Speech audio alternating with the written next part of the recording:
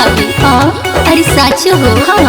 बस करब सावन के सुमारी, भइल जनुआ के जॉब सरकारी, रहे मन में विश्वास पूरा कई देले आस, बाटे ट्रेनिंग ओकर काले आरा, भाखल हम जनुआ के भराए भौजी, भाखल हम जनुआ के भराए, भाखल हम जनुआ के भराए भौजी, भाखल हम जनुआ के भराए।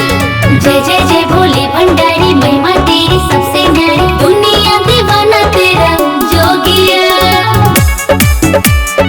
म्यूजिक बाय प्रिंस पवन। भोला जी की भक्ति में बाबरी शक्ति, तबे आज जनुआ के नौकरी मिलल, दिखा दिहल माया भइल उनकर दया, काया में खुशी के बफूल खिलल। भोला जी के भक्ति में बाबरी शक्ति, तबे आज जनुआ के नौकरी मिलल, दिखा दिहल माया भइल उनकर दया, काया में खुशी के बफूल खिलल। जाम जोरे जोरे लेके कांवर, भोला भर दी देहि में पावर, हम करब जल ढारी, खुश होई है त्रिपुरारी, बाबा हवे बेसहारों के सहारा, भाखल हम जनुआ के भराए भौजी, भाखल हम जनुआ के भराए, भाखल हम जनुआ के भराए भौजी, भाखल हम जनुआ के भराए।